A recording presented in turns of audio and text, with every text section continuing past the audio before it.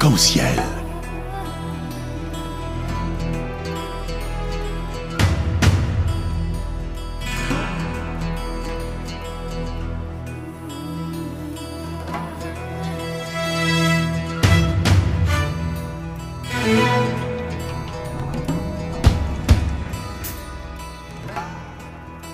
Arc-en-ciel, votre émission marocaine, chaque dimanche de 14 h à 15 h pour tout savoir sur le Maroc. Actualité, culture, économie, société et animation festive. Avec Abdelatif, Arc-en-ciel au cœur du Maroc. Bonjour à toutes, bonjour à tous et bienvenue dans l'émission Arc-en-ciel sur Radio Pluriel.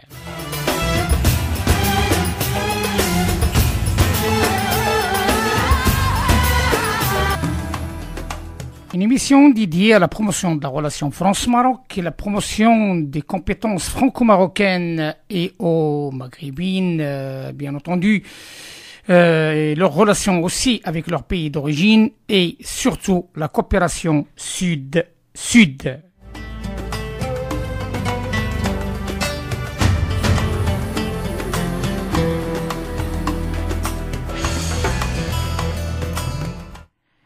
Dans un premier temps, nous tenons à remercier l'ensemble de nos auditeurs et nos auditrices de la semaine dernière de leur témoignage. Après le passage de, comme il l'a nommé, M. Michael Kurtli, son testament d'amour pour le Royaume du Maroc, nous sommes heureux de vous annoncer que très nombreux qui nous ont contactés, qui nous ont envoyé des messages de sympathie, de solidarité et d'amour par rapport à ces déclarations d'amour d'un Américain, l'Américain le plus marocain des Américains. Arc-en-ciel. Été annoncé, ça fait maintenant presque une quinzaine de jours. Nous avons donné rendez-vous à nos auditeurs et nos auditrices. Une rencontre exceptionnelle aussi avec une personnalité exceptionnelle, une personnalité qui a beaucoup de qualités, beaucoup d'atouts.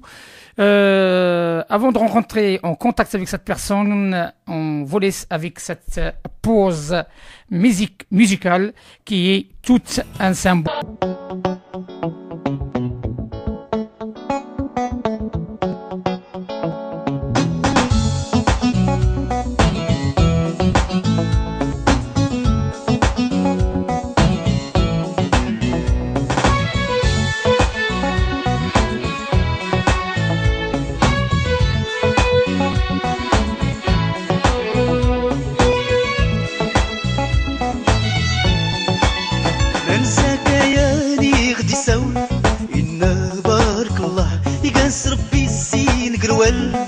يا فولكي من زكاياني غدي ساول إن بارك الله يقاس ربي الزين قرول يا فولكي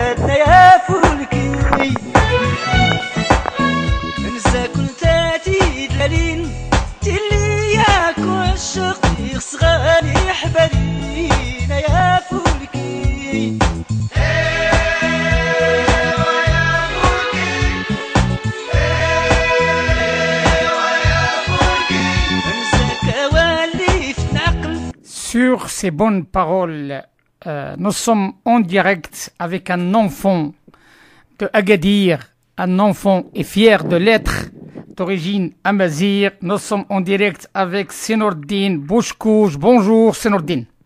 Bonjour, c'est Raphaël. Bonjour à tous les auditeurs de Radio Pluriel. Je suis très heureux d'être avec vous cet après-midi. Et j'espère qu'on va passer de bons moments ensemble, Inch'Allah. Sans aucun doute. Marhaban, c'est Nordine. Permettez-moi tout simplement de donner votre biographie à nos auditeurs et aux auditrices et après on parlera du fil du sujet. Il y a beaucoup de choses à évoquer qui rentrent aussi dans l'actualité qu'on vit actuellement. Monsieur Nordine Bouchkouj n'est que une personnalité très connue sur le plan politique, sur le plan associatif, sur le plan aussi diplomatique. Et il est né en juin 1953 à Agadir, au Maroc. Il a fait ses études, il a eu une licence en droit et sciences politiques, certificat des études supérieures de sciences politiques générales, diplôme des études supérieures de sciences politiques, une belle carrière en tant que chef de service des études de la documentation de 77 à 78, responsable de la direction des relations internationales 78 à 1984, secrétaire général du groupe parlementaire marocain 1977 à 1984, secrétaire général adjoint puis secrétaire général depuis 1996 de l'Union interparlementaire arabe, a participé dans toutes les conférences de l'Union interparlementaire, de l'Union parlementaire africaine, de l'Union interparlementaire arabe et autres organisations régionales depuis 1978. Il a aussi participé à toutes les conférences parlementaires de dialogue avec l'Europe, l'Asie, l'Afrique et l'Amérique latine. Directeur, responsable et rédacteur en chef de la revue trimestrielle Al-Barlaman Al-Arabi de 1994 à 2008. Il a eu un certain nombre de distinctions qui sont très importantes. Wissam Al-Arsh de l'ordre de chevalier du Royaume du Maroc, ordre national du Cèdre officier du Liban, ordre de mérite de la Grande Jamahiria libyen, chevalier de l'ordre du 27 octobre de la République de Djibouti. J'espère bien que j'ai rien oublié. C'est Nordine. Vous avez oublié une petite chose, une grande chose pour moi, une grande consécration. Je suis également, j'ai grade officier de l'ordre de Wissam Al-Arsh et c'est une consécration que je garde très bien pour moi. Donc, parce que j'ai annoncé Wissam Al-Arsh de l'ordre chevalier. J'ai les deux, je suis chevalier et je suis officier. Donc écoutez... j'ai été promu officier. Et c'est une très bonne chose pour moi parce que c'est une consécration de toute une carrière. C'est une très bonne chose. C'est un souvenir inoubliable que moi et ma famille nous gardons ensemble. Écoutez, c'est une fierté pour l'ensemble des Marocains et l'ensemble des Arabes qui travaillent pour la promotion de la cause marocaine et aussi la cause arabe.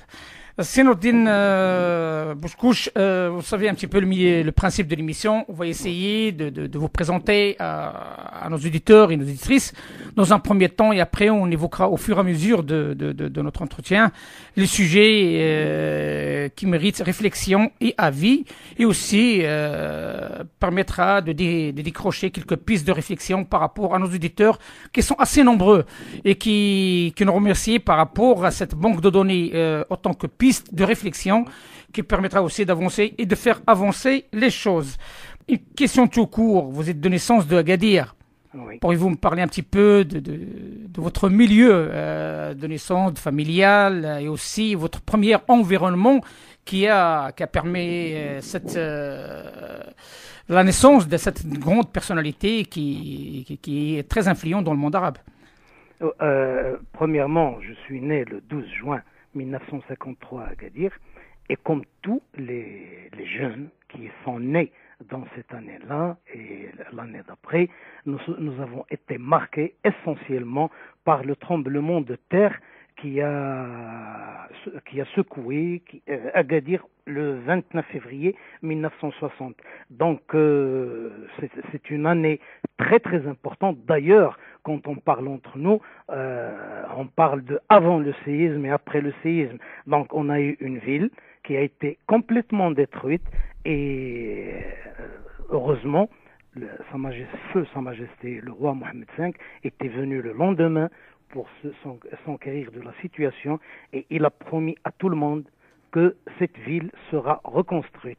Effectivement, cette ville a été reconstruite. L'année d'après, nous avons perdu notre souverain Mohammed V Et Sa Majesté le roi Hassan II a continué la même mission. Et aujourd'hui, Sa Majesté le roi Mohammed VI continue également la même mission. Nous sommes très heureux. Cette année, nous avons célébré le 55e anniversaire de la destruction de cette ville, qui est également le symbole de toute la solidarité de tous les Marocains avec cette partie de notre territoire, cette partie chère de notre territoire. Et nous sommes très heureux de voir que Agadir a été effectivement reconstruite. Nous avons perdu certains chers de nos familles, mais nous avons gagné une ville, et je suis très heureux d'appartenir à cette ville-là, et ma famille est très heureuse également d'être originaire de cette région. Ce qui fait notre union, ce qui fait notre force au Maroc, c'est que nous sommes diversifiés, mais en même temps nous sommes unis. C'est notre union dans cette diversité qui fait notre force. On n'a jamais au Maroc, heureusement d'ailleurs, et on se rend compte actuellement que c'est quelque chose, c'est un don divin qui nous a été donné au Maroc, c'est qu'on n'a jamais senti qu'il y a eu une différence entre le nord, le sud, entre l'est et l'ouest. Il n'y a jamais eu de différence entre un homme et une femme. Il n'y a jamais eu de différence entre celui qui parle un langage et celui qui parle un autre. Nous sommes tous fiers d'appartenir à cette grande nation qui a fait beaucoup dans l'histoire du monde, et nous sommes très fiers de continuer sur la même lignée. Heureusement d'ailleurs, c'est cette histoire c'est elle qui nous donne l'espoir et la possibilité de voir l'avenir avec beaucoup d'optimisme. Effectivement, Sinourdine, donc je souhaite tout simplement, puisque vous avez parlé de cette diversité du Maroc, cette richesse plutôt du Maroc, je souhaite vous faire écouter un message fort qui a été dit par Feu Hassan II, si vous le permettez, comme ça on continuera la discussion par rapport à ce beau débat de ce jour. الخلط واجب ومستحب وضروري بين العربية ولهجتنا. اللهم أكون أسمع طفلا مغربيا يخلط بين العربية الدارجة أو الفصحى وبين تريفيت أو تمازيغت أو تشلحيت أفضل بالنسبة لي وأشرف بالنسبة لي، وأقول أكثر مناعة بالنسبة للمستقبل من أن أسمع الطفل والطفلة ووالديه كذلك يخاطب بعضهم بعضا بالخلط بين العربية والفرنسية أو الخلط بين العربية والإسبانية. ونحن نفكر في التعليم وبرامج التعليم أن ندخل تعليم اللهجات، علما منا أن تلك اللهجات قد شاركت لغة الأم، لغة الضاد، لغة كتاب الله سبحانه وتعالى، لغة القرآن الكريم، قد شاركتها في تاريخنا وأمجادنا.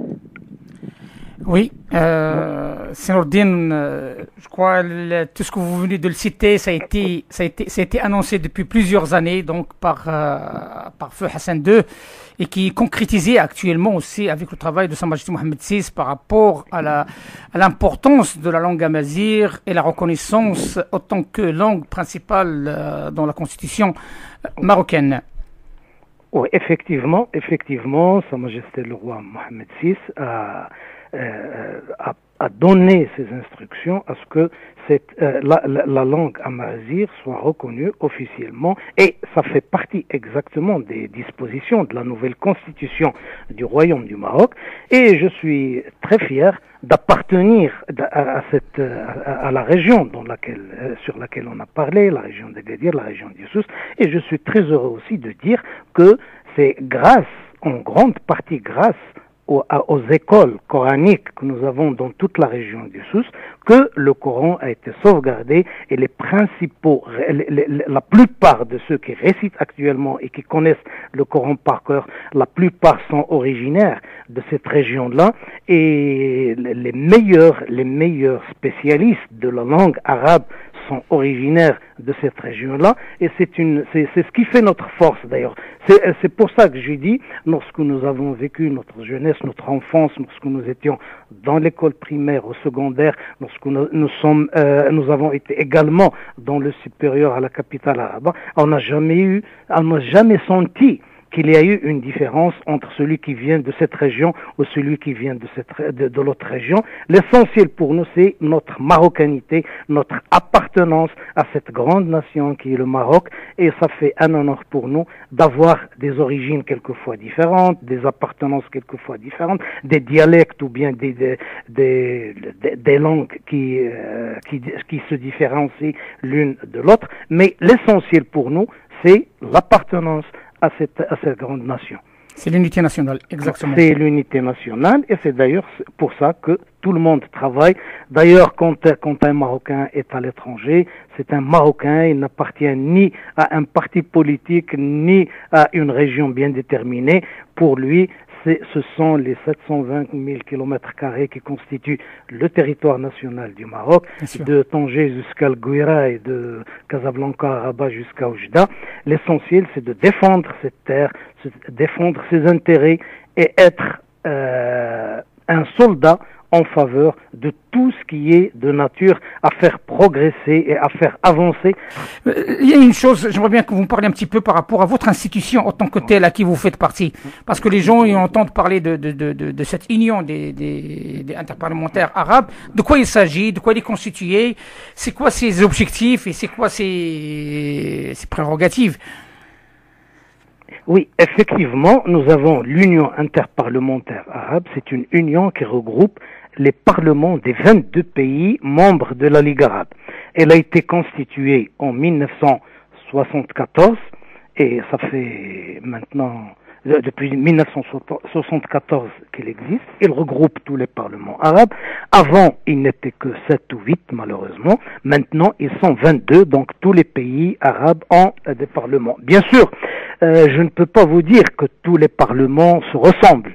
Ils ne se ressemblent pas du tout. Nous avons des parlements qui sont avec une seule chambre, des parlements monocamérales, et nous avons des parlements qui sont bicamérales, qui adoptent le bicaméralisme, comme le Maroc, l'Algérie, la Mauritanie, et d'autres pays qui n'ont qu'une seule chambre.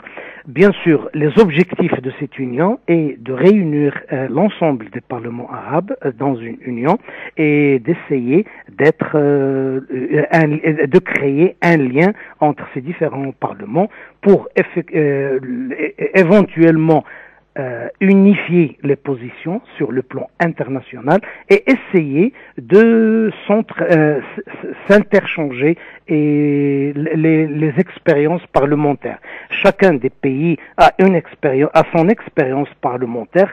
Cette expérience est liée à son histoire et aux conditions socio-économiques et socio-historiques dans lesquelles il a vécu. Donc, nous n'avons pas impérativement les mêmes institutions dans tous les pays, mais chacun des pays peut donner quelque chose à d'autres. Ceux qui sont plus avancés peuvent aider ceux qui sont moins avancés à travailler et à aller dans le bon chemin pour créer effectivement des régimes démocratiques où il y a une liberté, la liberté d'expression, la liberté de réunion, les différentes libertés publiques que tout le monde connaît. Donc notre union, c'est l'essentiel de sa création, c'est essayer de rassembler les parlements arabes et de les unir dans cette union et de leur donner l'occasion de s'échanger des expériences et d'unifier leur position vis-à-vis des questions internationales, surtout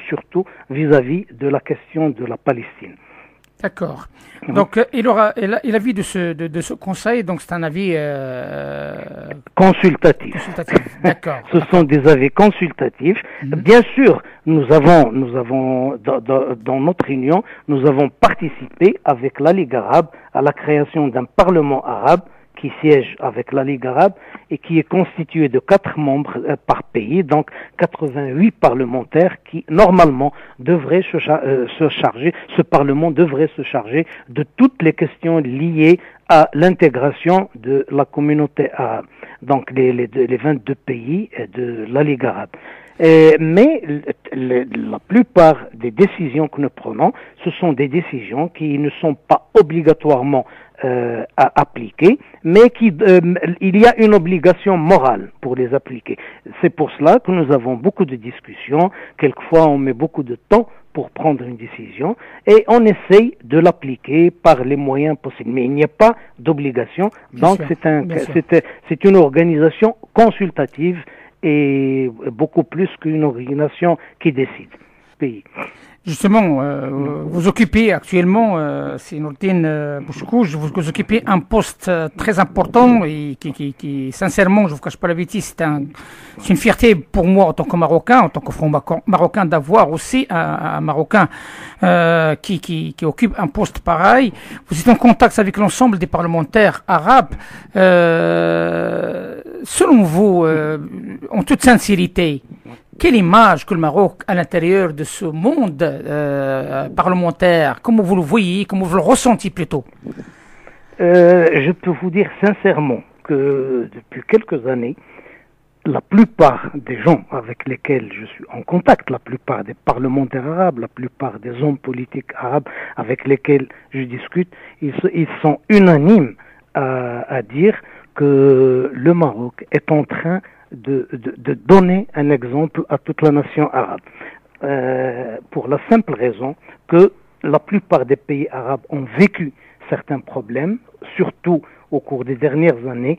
Au Maroc, nous grâce d'une part à notre direction bien éclairée, à Sa Majesté le Roi Hassan II, et grâce également au peuple marocain, nous avons pu surpasser tous ces problèmes-là. Nous avons pu adopter une constitution, adapter notre système politique à ce que tout le monde veut et à toutes les aspirations du peuple. Nous sommes en train de donner effectivement un exemple, et la plupart des gens avec lesquels nous discutons, ils disent que si jamais on prend le Maroc en exemple, on n'aurait pas beaucoup de problèmes dans cette région du monde arabe. Comment ça se traduit sur le terrain, ces intentions, ces déclarations? Est-ce qu'il y a des démarches interparlementaires? Est-ce qu'il y a un débat? Est-ce qu'il y a... C'est ça que l'on veut savoir en tant que média et en tant que auditeur et auditrice, savoir sur le terrain comment ça se passe. Est-ce qu'il y a des délégations qui visitent le Maroc pour voir, pour connaître un petit peu l'expérience marocaine en la matière après le printemps arabe ou autre? Oui, effectivement, je vais vous donner quelques exemples dans tout cela.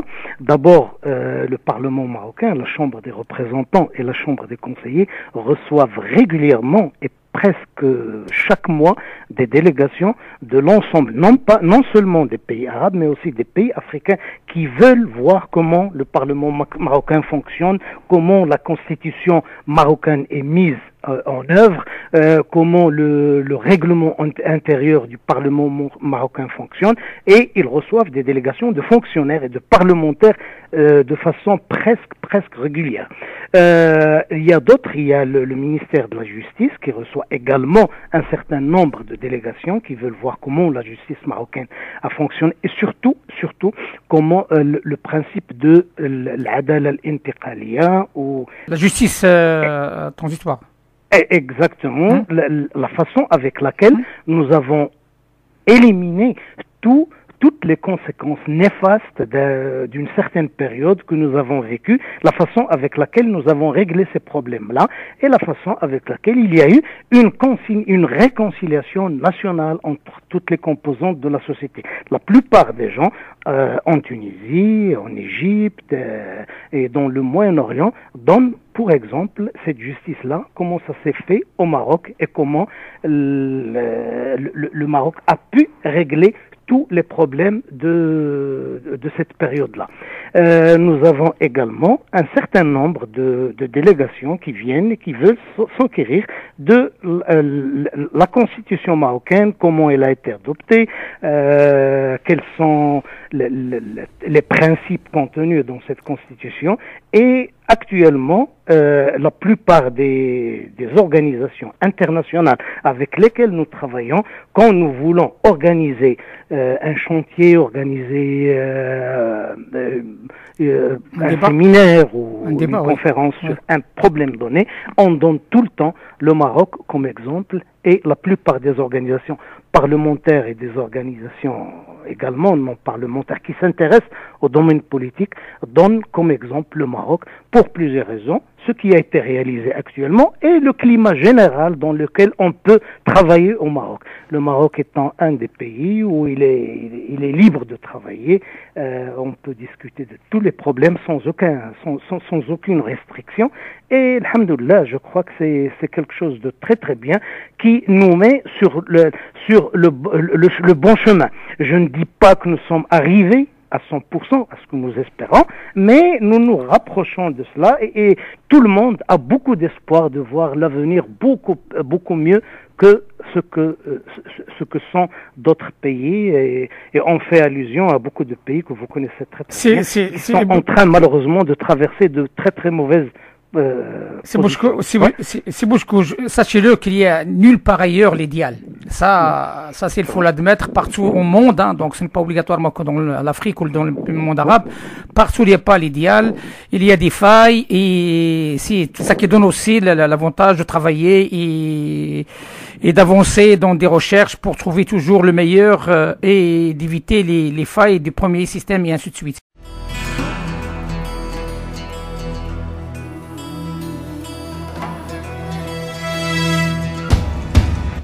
C'est Nourdine, on va essayer de marquer une toute petite pause musicale aussi à Mazir, et on continue notre discussion par rapport à un sujet qui me tient à cœur aussi, parce que là vous êtes en train de me donner vraiment l'envie de travailler et de pousser une question qui rentre dans le cadre de la diplomatie parallèle et le rôle de ces Maghrébins, ces Arabes qui se trouvent à l'étranger, comment ils peuvent participer, puisque vous êtes dans le vif du sujet, le Parlement, donc les gens qui vont, c'est les lois dans chaque pays.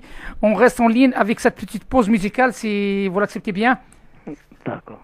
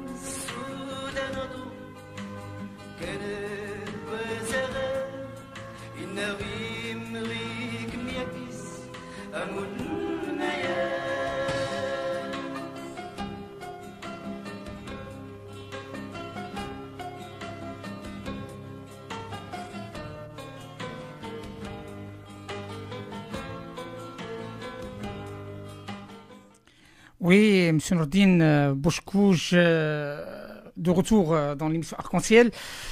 Vous savez comme quoi le monde arabe traverse une période très difficile, dont tout le monde le sait. C'est une période très difficile sur le plan politique, comme aussi sur le plan économique. L'Oumma al-Arabiya est en difficulté entre beaucoup de paramètres qui rentrent dans le cadre sécuritaire, géopolitique, géostratégique et autres. Et il y a aussi une image à défendre. Et cette image à défendre, c'est la tâche aussi des parlementaires, mais aussi la tâche de ces Arabes qui se trouvent à l'étranger. Parmi les demandes, Sa Majesté, le roi Mohamed VI, il l'a dit à maintes reprises, c'est de faire participer la communauté marocaine résidant à l'étranger dans la vie politique marocaine. Comment vous voyez cette notion de promouvoir la diplomatie parallèle et d'impliquer les Marocains résidant à l'étranger dans la politique marocaine, mais aussi d'une manière indirecte, je parle du monde arabe qui se trouve à l'étranger, d'être partie prenante dans la politique de leur pays d'origine et aussi dans la diplomatie parallèle à vos côtés en tant qu'officiel? Oui, effectivement, la communauté marocaine, on va parler d'abord de la communauté marocaine, puis on va parler des autres, mais la communauté marocaine à l'étranger, effectivement, doit prendre part activement à la politique interne du pays. Un Marocain, quand il quitte le Maroc, il ne quitte pas sa marocanité. quand il quitte géographiquement le pays, il ne le quitte pas. Il est lié à son pays, il est lié, il subit les conséquences néfastes de toutes les politiques et il profite également de toutes les conséquences positives qui découlent d'une bonne politique. Donc il est normalement, un Marocain doit s'associer à tout ce qui est politiquement faisable dans son pays. Il y a eu dans l'histoire, il y a eu une tentative de faire participer la communauté marocaine à l'étranger dans le Parlement marocain. La façon avec laquelle ça a été fait peut-être n'a pas donné les conséquences, n'a pas donné les résultats qui étaient estimés, mais malheureusement maintenant à la période dans laquelle nous vivons, je crois que tous les Marocains qui sont à l'extérieur du Maroc doivent effectivement prendre part et participer à la politique interne du Maroc parce que ça les concerne, ça concerne leur famille, ça concerne leurs enfants et ça concerne leur avenir et ils ne peuvent pas démissionner de ce devoir de participer dans le développement de leur pays et également dans la défense des intérêts de leur pays à l'extérieur du Maroc. Un Marocain, là où il est, doit savoir qu'il est Marocain et doit savoir qu'il doit défendre les intérêts de son pays sans que quelqu'un le lui demande. C'est un devoir qui est né avec nous. Ce n'est pas quelque chose qu'on acquiert, c'est quelque chose qui est inné et qui est avec nous et qui vient avec nous. À chaque fois que je passe dans n'importe quel moment, je dois d'abord montrer le bon visage de ce que je suis, parce que quand on dit et on parle de Monsieur X, on ne parle pas de lui, on parle d'abord de sa nationalité. On dit le Marocain. Quand vous habitez à côté de quelqu'un, à l'étranger, on dit la maison d'à côté, ce sont des Marocains. Ils ne disent pas le nom. Ils disent ce sont des Marocains qui habitent là. Donc, on doit prendre en considération que nous portons le drapeau de notre pays et on doit le hisser très très haut et on doit le défendre par tous les moyens, on doit le laisser très propre et on doit le montrer à tout le monde. Donc moi, en tant que Marocain, quand je fais quelque chose de bien, je le fais, mais la conséquence, c'est que le Maroc, si c'est quelque chose de bien, le Maroc en tire profit, et si c'est quelque chose de mauvais, également, le Maroc en subit la conséquence. Les intérêts de mon pays doivent être défendus par tous les concitoyens, que ce soit des Marocains qui habitent au Maroc ou des Marocains qui habitent à l'étranger. Pour moi, il n'y a pas de différence. À partir du moment où nous sommes nés dans ce pays, à partir du moment où on porte sa nationalité, on doit tirer les avantages de cette appartenance et on doit également défendre les intérêts de cette appartenance. Senourdine, Oui. est-ce que vous, selon vous croyez que comment dirige les partis politiques au Maroc actuellement sont prêts à adopter cet acquis de droit qui est dans la Constitution de faire participer les Marocains résidents étrangers dans la vie politique?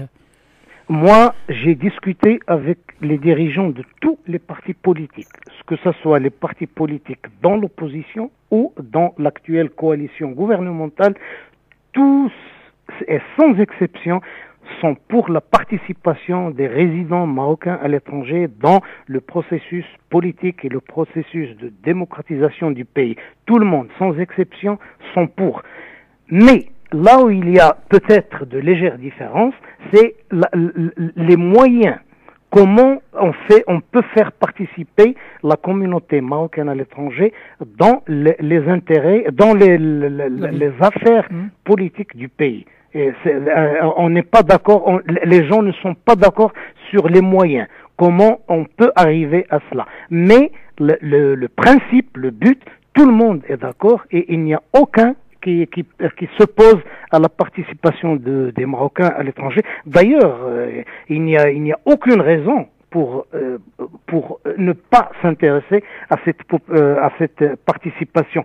Tout le monde sait que les résidents marocains à l'étranger participent activement dans le développement du pays.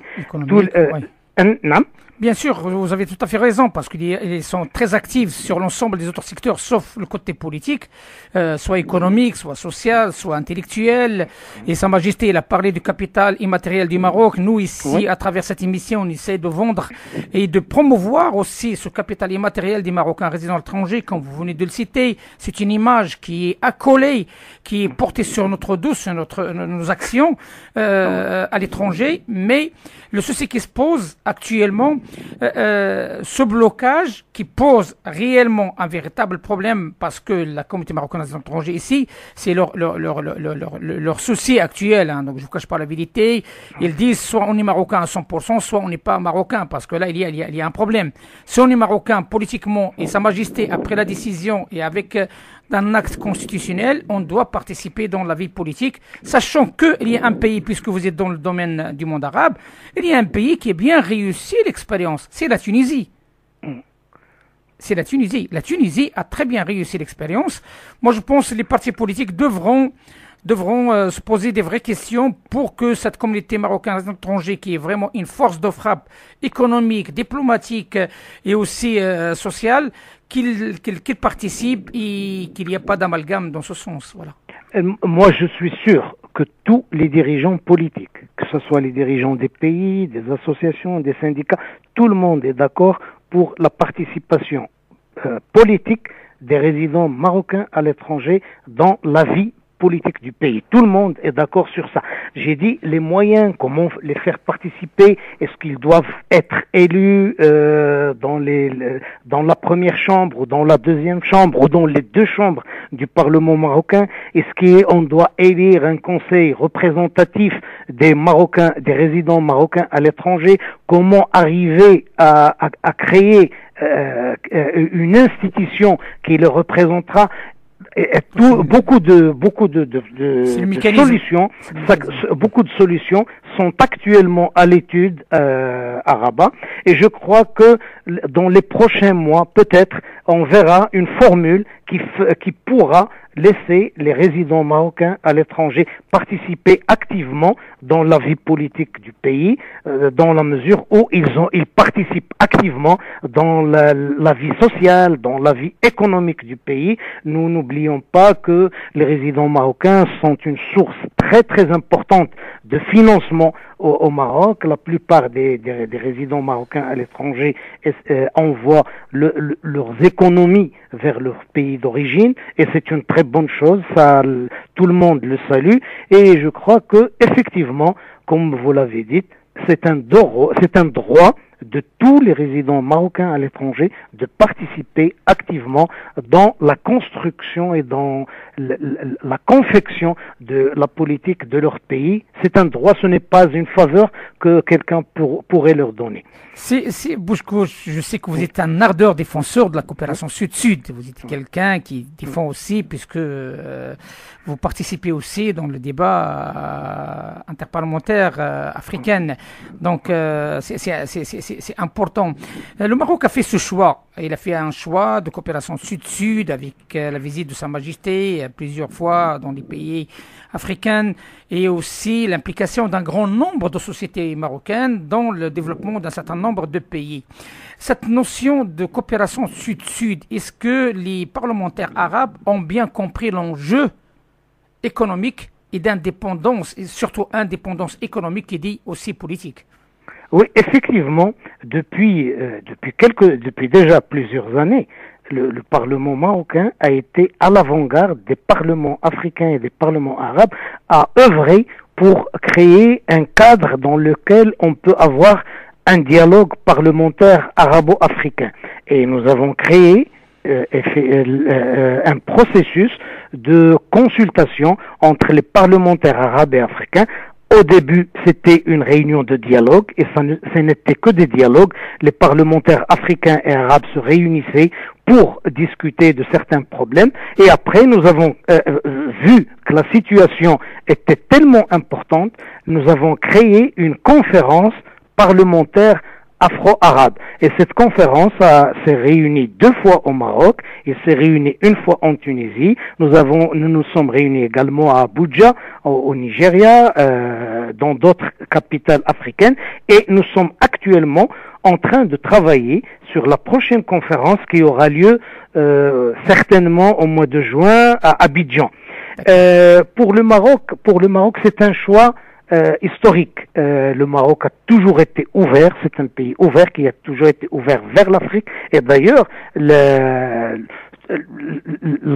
l'islam s'est répandu en Afrique grâce aux Marocains. La plupart des Africains, quand ils lisent le Coran, quand on leur donne le Coran écrit avec une calligraphie orientale, ils ont des difficultés à le lire, alors qu'ils peuvent le lire facilement avec la calligraphie marocaine. La lecture Warsh, c'est elle qui est répandue en Afrique, surtout en Afrique occidentale. Et la plupart des zaouïas, des tariqas, que l'on trouve partout, au Nigeria, au Niger, au Mali, au Sénégal, en Guinée, dans tous les pays à prédominance musulmane, la plupart de ces gens-là ont un lien spirituel avec le Maroc, dans la mesure où, effectivement, la religion leur est venue du Maroc. Sur le plan économique, effectivement, depuis déjà quelques années, le Maroc a consacré beaucoup d'efforts pour le développement économique en Afrique.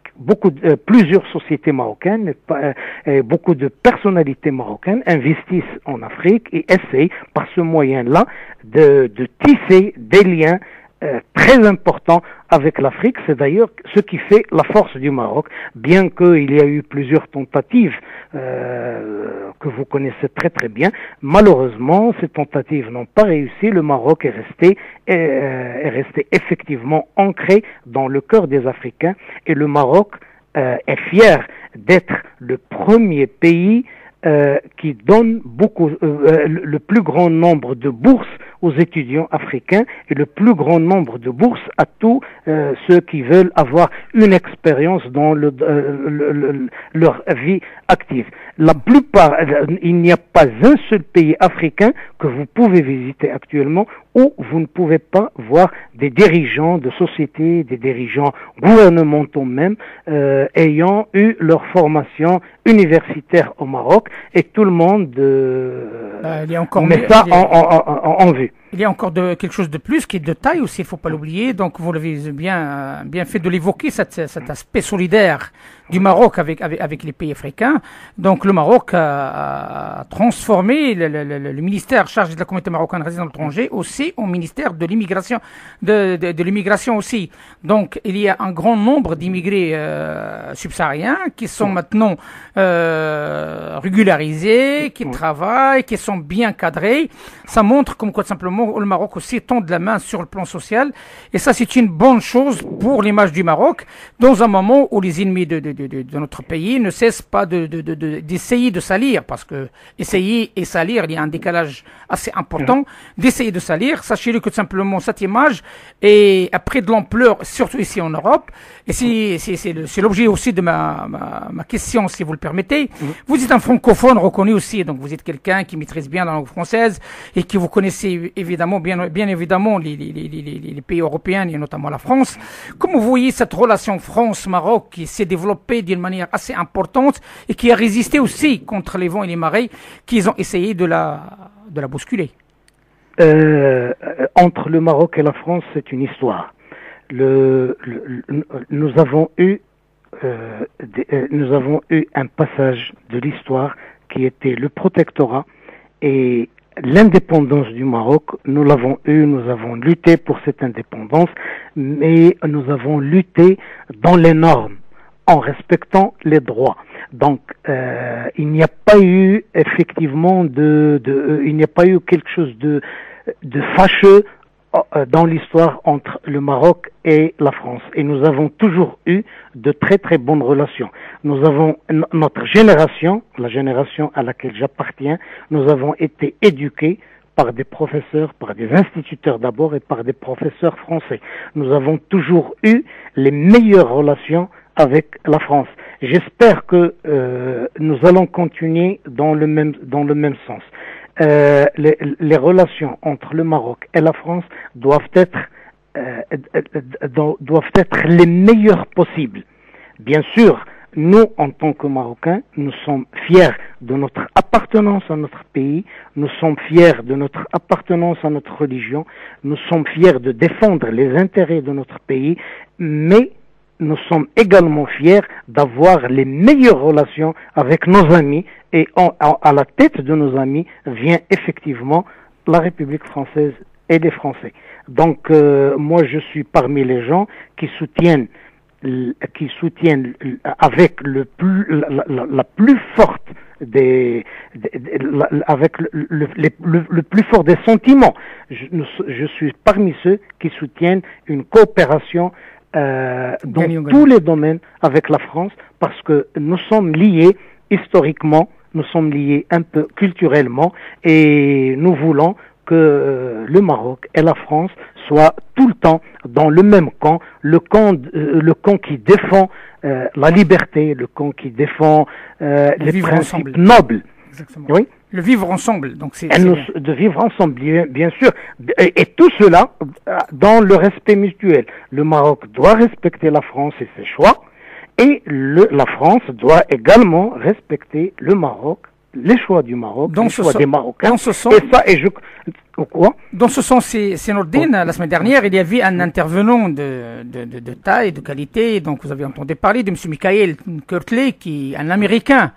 Un Américain qui a défendu le Maroc d'une manière plus qu'un Marocain, j'ose dire. Donc cette image qu'on est en train de parler par rapport à la France et surtout par rapport à l'Europe dans son ensemble, c'est la même chose par rapport aux États-Unis. Donc est-ce que la situation géographique du Maroc, qui est la porte d'entrée et avec ces deux mers, soit l'Atlantique, soit la Méditerranée vis-à-vis de l'Europe, soit l'Atlantique vis-à-vis de l'Amérique, font de lui une plateforme exceptionnelle, historique, et comme il a nommé mon ami Kurtley, c'est vraiment l'oasis de l'espoir. Un espoir de vivre ensemble, un espoir d'exemple à adopter par rapport à d'autres pays, et aussi un espoir économique. Oui, effectivement, le Maroc, comme vous le dites, sa situation géographique et sa situation stratégique est très importante. Nous sommes à 14 kilomètres du continent européen, donc nous sommes à 14 kilomètres de l'Espagne et au-delà de l'Union européenne, et nous sommes à quelques kilomètres, nous sommes en face des États-Unis, nous sommes le premier pays arabe à rencontrer quand on vient des États-Unis. Le Maroc doit tirer profit de cette situation géographique et géostratégique, et le Maroc, comme vous le dites, c'est une oasis de paix, c'est une oasis de liberté, et qui doit donner l'exemple à tous les autres pays. Nous avons vécu ensemble, le Maroc est une mosaïque. Nous avons les composantes andalouses, nous avons les composantes indigènes amazighes, nous avons les composantes arabophones, nous avons les composantes africaines. Sur le plan des religions, nous avons des chrétiens, bien que le nombre ne soit pas très important. Nous avons également une communauté juive à l'intérieur du Maroc et à l'extérieur du Maroc qui est très très importante, qui reste très attaché à son origine marocaine. Donc tout cela fait que le Maroc est effectivement une exception, et que actuellement tout le monde voit au Maroc une nation émergente, un pouvoir émergent dans la région, et qui doit donner l'exemple à tous les autres. C'est notre Bouchkouch. Avant la dernière question, je vous laisse avec cette petite pause musicale d'un artiste qui vient de nous quitter. Un artiste qui est connu sur la scène internationale, qui a fait pleurer beaucoup de monde, n'est que Mohamed Rouicha.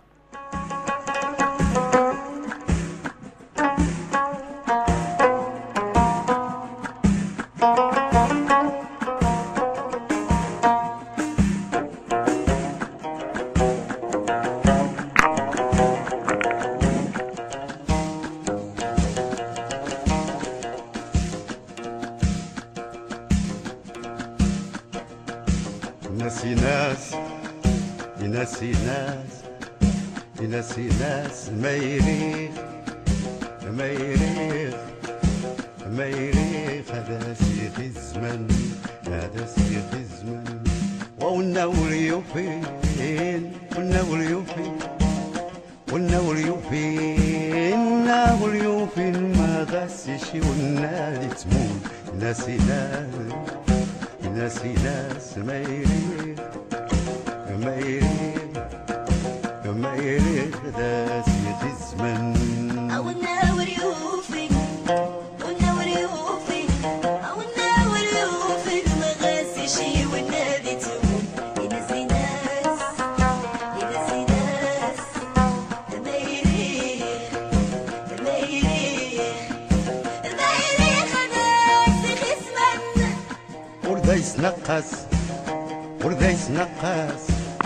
ورديس نقص صار غس الشي بإخوان ناسي ناس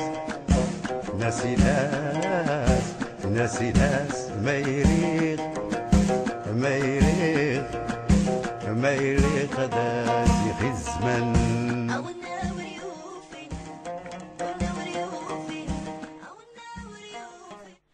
Il est 14h52 et nous sommes toujours en direct avec Monsieur Nordine Bouchkouj, le secrétaire général de l'Union interparlementaire arabe. C'est Nordine, une dernière question parce que le débat avec vous il est très important et il y a beaucoup d'idées et beaucoup de pistes qui ont été évoquées et nous serons heureux de vous avoir une deuxième fois ou une troisième fois pour parler sur un sujet bien spécifique si vous l'acceptez.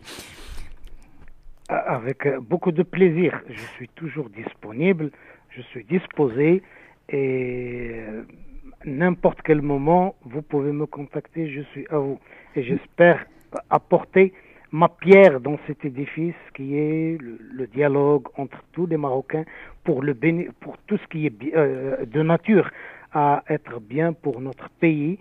Nous sommes tous des soldats, chacun a son front en face de lui. Un travail dans le domaine diplomatique, un autre dans le domaine économique, un autre dans le domaine culturel.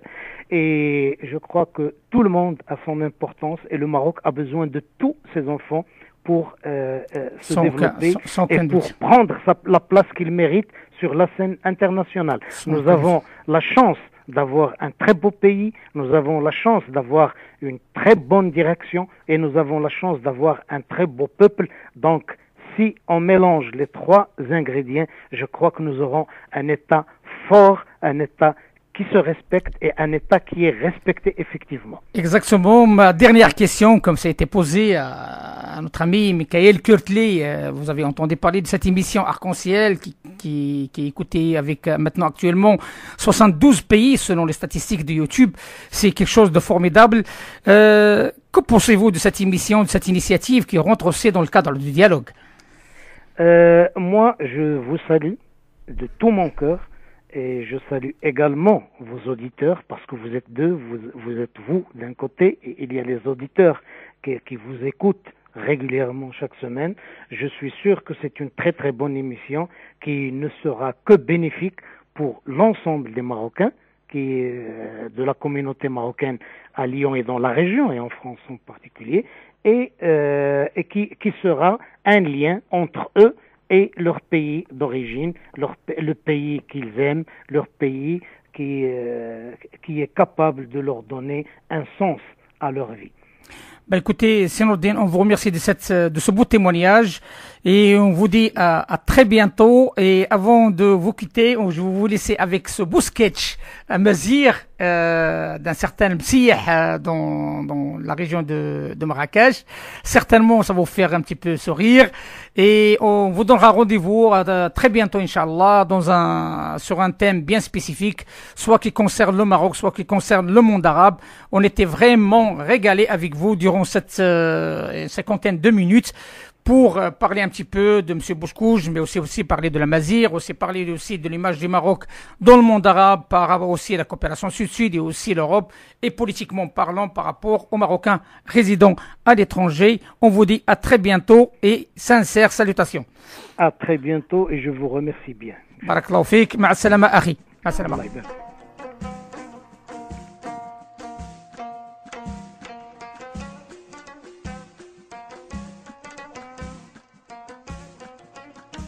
كان راسي موسى فين قاعد ياك هذه هي الزيانيه. واسمعوا الزيانيه كي دايره. الزيانيه كي سير دايره. سير اسمع.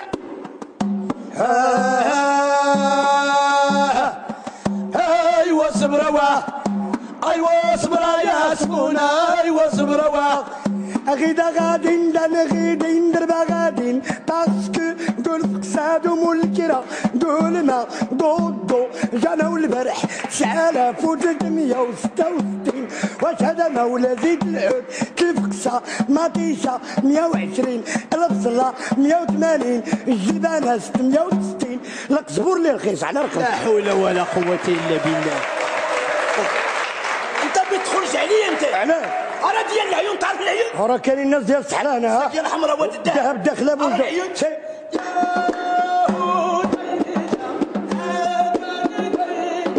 دنا دنا داري لي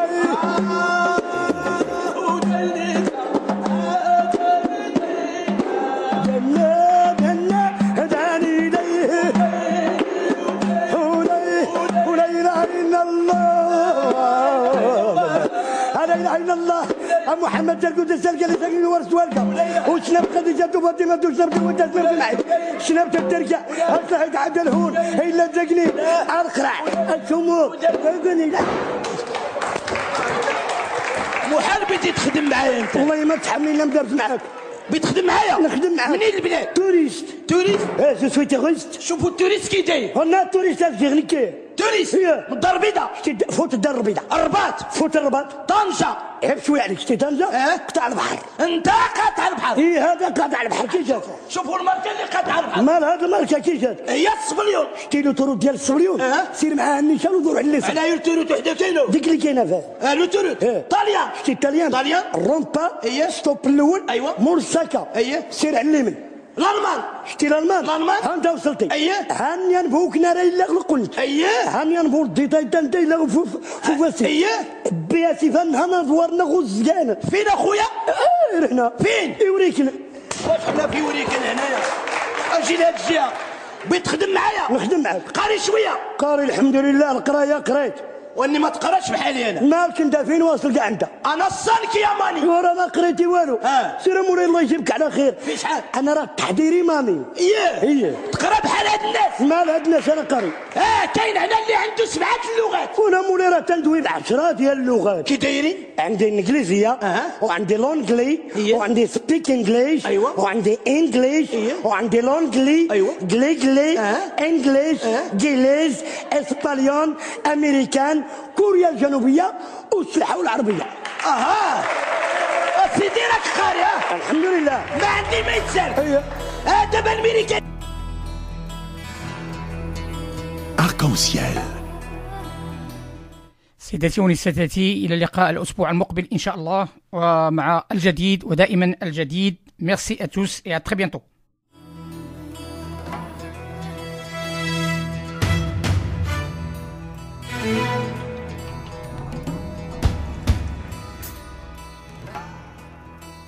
Arc-en-ciel,